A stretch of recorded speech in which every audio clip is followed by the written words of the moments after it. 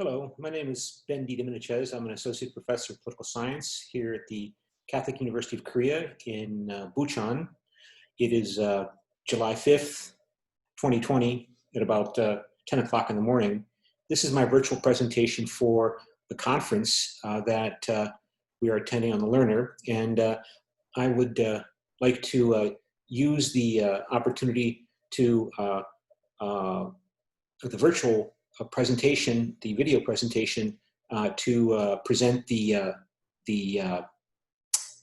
poster that I have also prepared and use that as my outline for my presentation. So the title of the presentation is The Vietnam War and American Nationalism, the Institutionalization of Stereotypes in Post-War American Foreign Policy and Foreign Policymaking Process specifically. And in the paper that I prepared as the basis from which I created the poster, I want to explore why the defeat of the United States in the Vietnam War didn't have more of an impact in the Cold War, and what is the significance of the Vietnam War in terms of understanding American foreign policy today. Because as I've argued elsewhere, the prevailing view in the United States, not the only view, but the prevailing politically dominant view is that the United States won the Cold War. I mean, just saying it sounds so obvious to me because it seems to be something which the media and discourses elsewhere also assume, that the Cold War is over. It's been over for about 30 years now, and the United States won. And what does that mean to win the Cold War? It means the assumptions underlying that statement was that the United States defeated the Soviet Union because the Soviet Union was an aggressive imperialist power, and the United States contained it, successfully contained it. That, to go back to the beginning of the Cold War, the assumption, prevailing political view, not the only view, but the prevailing political view was that the Soviet Union was in effect a Russian version of Nazi Germany. And the Soviet Union was more dangerous than Nazi Germany because it had a much more appealing ideology, socialism, and just a few years after the Americans developed the atomic bomb, they developed the atomic bomb.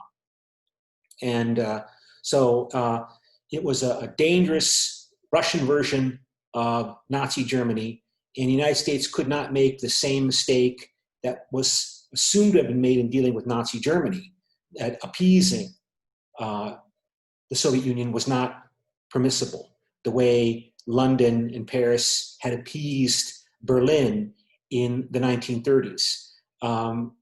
Appeasement of Berlin in the 1930s made Germany even more warlike because it confirmed the prevailing view within London, again, not the only view, not Winston Churchill's view, but Neville Chamberlain's view, that Germany under Hitler was belligerent because it was rebelling against national humiliation and repression via the 1919 Treaty of Versailles and the restrictions put on Germany after World War I. And by appeasing Germany, in other words, giving Germany equal status as a great power in Europe with France, with Britain, and the other great powers, would appease them, would placate them, and rather than continue to escalate to demand equal treatment.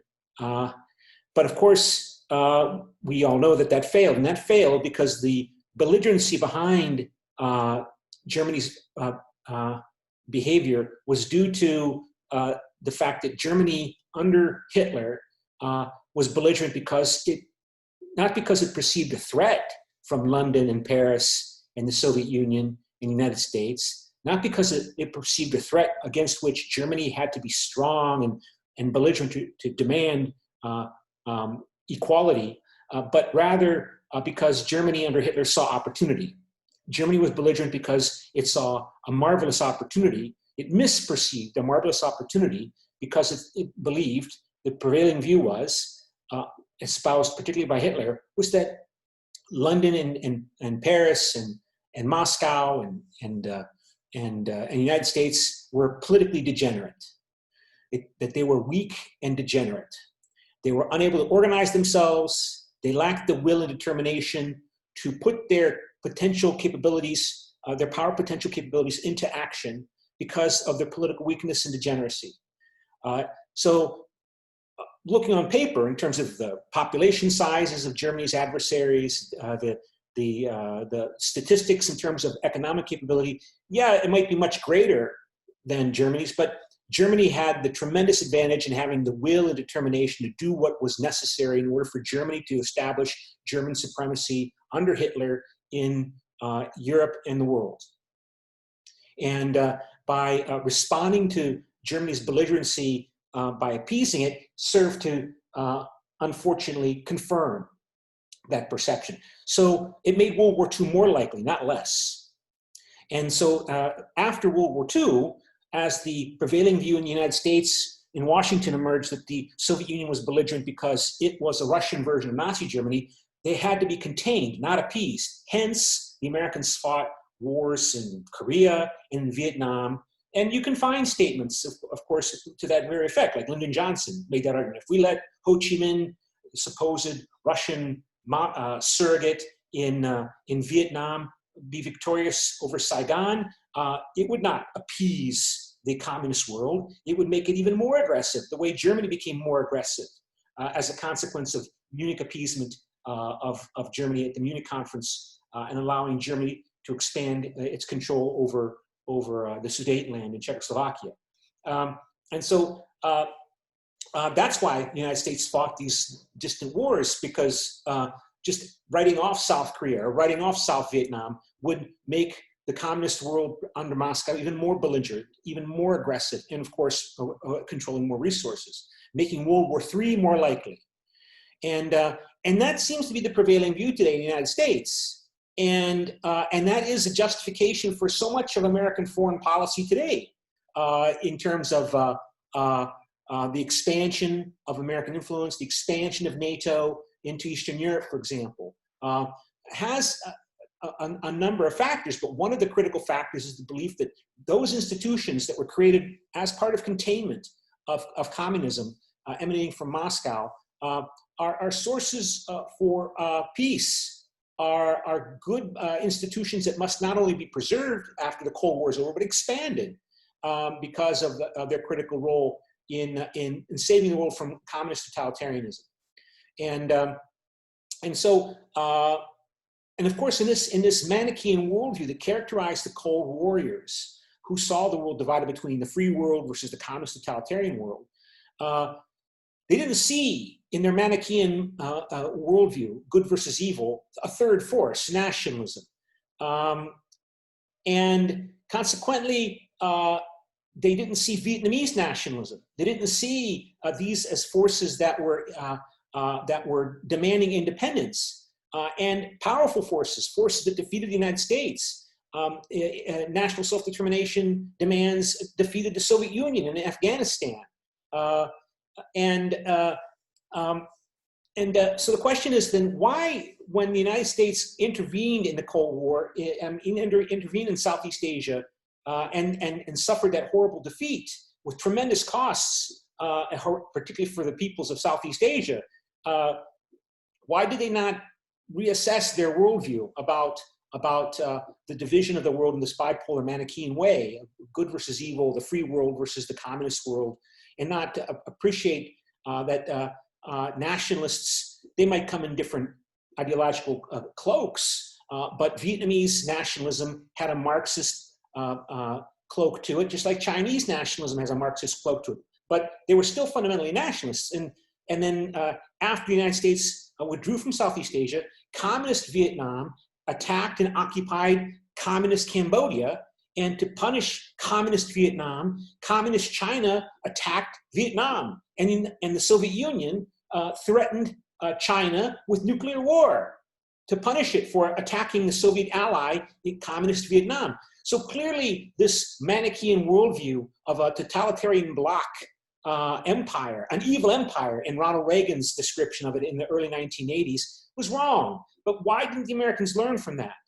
And I argue in the poster and in the paper, because of American nationalism, the humiliation of the defeat wasn't something that the Americans wanted to confront, and taking refuge in that worldview belief that the Americans did win the Cold War is a compensatory phenomenon for that humiliation, right? That in part. So, I describe in the paper how the initial motivation for U.S. involvement in Vietnam was defense, that Ho Chi Minh was a surrogate of Moscow. But despite the vast American use of resources and superiority, technical and economic, over the Vietnamese, they were not winning the war. But at the same time, 1 million people got promotions and job placements in Washington and in the suppliers of the military as the Vietnam War progressed. And then, so these military, bureaucratic, economic vested interests become important. And then also the emergence of grandeur. The Americans didn't want to be defeated. Then when the Tet Offensive occurred, and it was clear that the United States was involved in a war in which it's on the wrong side. It's an opposition against Vietnamese nationalism. You start to see, again, these vested interests emerge, dominant, over defense. And by 1970, when Richard Nixon comes to power, he's been in office, the Americans are there fighting the war because they simply don't want to lose and admit that they made a horrible mistake. So grandeur becomes important, what Richard Nixon called peace with honor. Americans must have peace with honor, peace with honor, peace with honor. We can't sacrifice all of these boys fighting in this war and admit it was wrong. We must make the world conform to our worldview by winning. So grandeur becomes the dominant view. And of course, I highlight in the paper from which I generated this poster that Richard Nixon, of course, gave speeches covered, of course, on the television networks at the time, and reminded America in one great quote that let us remember that North Vietnam cannot defeat the United States. Only Americans can do that. In other words, those protesting against the Vietnam War on college campuses and elsewhere, they are undermining America's will and determination to win this war. And so they're already being labeled. The left, the new left, is represented by people like Howard Zinn, Noam Chomsky. The new left that emerged in academia is blamed for this humiliation.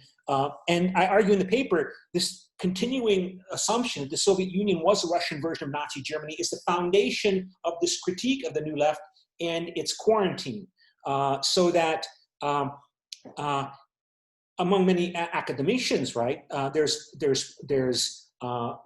much appreciation for the work of Howard Zinn and his People's History of the United States. And it is the most popular textbook used, according to Flynn's critiques, like this man, Daniel Flynn, from Accuracy in Academia, condemning the academy and universities and high schools that use Zinn's People's History of the United States as a textbook because of its focus on American exploitation by the capitalist class and the propagation of racism as a way by which to keep the working class and the poor and divided and weak, politically divided and weak. And this assumption that the United States won the Cold War is used by those to attack people like Zinn and Chomsky to show that well, America must not have been completely all about exploitation and a focus on exploitation. I exaggerate slightly in the Howard Zinn book, because obviously America saved the world from communism, and as long as we continue to believe that the Soviet Union was a Russian version of Nazi Germany, it's more difficult to counteract that argument. But I argue in the paper that the Soviet Union was not a Russian version of Nazi Germany. It was a brutal, coercive system, but it was not a militantly aggressive imperialist system trying to conquer the world for communism. It was primarily defensively motivated. It was, I argue in the paper, it produced Mikhail Gorbachev as its leader. It could not have produced the Mikhail Gorbachev as its leader, who oversaw the détente strategy that led to the end of the Cold War when Ronald Reagan was president, going into George H.W. Bush presidency. It would not have produced a Mikhail Gorbachev if the Soviet Union prevailing view was the United States was a terrible, terrible, terrible threat, not to mention the United States also being a weak power that the Soviet Union could conquer. So Mikhail Gorbachev believed that the United States Soviet Union Cold War was based upon mutual misperception of threat, that it was a conflict spiral, that both sides misperceive the other as aggressive and imperialist, and are each trying to contain each other. And the belligerency that they saw in the other, they viewed was motivated by a perception in Washington that the Soviet Union believed the United States was degenerate, and then when we must show them that they're wrong. And the same in Moscow, that the Soviet Union must resist American expansionism, because if you appease them, they will become simply more aggressive. So that was the prevailing view, and that's what I argue in the paper. But as long as we continue to assume that the Soviet Union lost the Cold War and the Americans won the Cold War, it's going to be much more difficult ever to have effective critiques of American policy, say, towards China, towards the Middle East, as long as the prevailing view is that the United States, in fact, won the Cold War. So that's my presentation, and since we're supposed to limit it to 20 minutes, I guess I should wrap it up here. So so in the paper as presented here, I highlight this Daniel Flynn critique, in part because Daniel Flynn attacks not just Howard Zinn, he's attacking professors and college and teachers in high schools who favor Howard Zinn's textbook. And his critique is not so much against Howard Zinn, it's against academia. It's against the left in the United States because of its favoring of Howard Zinn's book. And so his critique highlights, for example, how Howard Zinn, who he critiques in his statement that I highlight here, Howard Zinn's Biased History, which is available on the internet, that Howard Zinn doesn't highlight the great achievements of America, the great statements and the great leaders of America, such as Washington's farewell address or Lincoln's Gettysburg Address. And he puts in that category also Ronald Reagan's call in the early 1980s before at the Berlin Wall, to tear this wall down, appealing to Mikhail Gorbachev, to tear this wall down in the mid-1980s, I'm sorry. And as being one of the great speeches of American leadership. And up there with, like I said, George Washington's farewell address and Lincoln's Gettysburg Address. In other words, Ronald Reagan is one of the greatest leaders in American history because the assumption is the Americans won the Cold War, and Reagan gets credit for that. And if you give Reagan credit for that, he saved the world from communist totalitarianism, then the neoliberalism that was launched under Reagan, the rise of the evangelical conservative Christian political movement that gained ascendancy under Reagan, all of that gains more legitimacy as a consequence of accepting that Reagan was great because Reagan delivered the end of the Cold War by defeating the Soviet Union, something that Democrats failed to do, like Jimmy Carter, who is blamed for allowing the Soviet Union to expand into Africa and elsewhere, and And Ronald Reagan and the Republicans saved the world from the mistakes of people like Lyndon Johnson, for example. So that is why I think it's really critical that we have to reassess our understanding what the Cold War was about. And we need to do that not because we're just interested in the past. We need to do that because we need to understand the dilemmas we're in today for the sake of peace in the world. So I think that that's where I'll stop, and I look forward to the conference in a couple of weeks. Bye.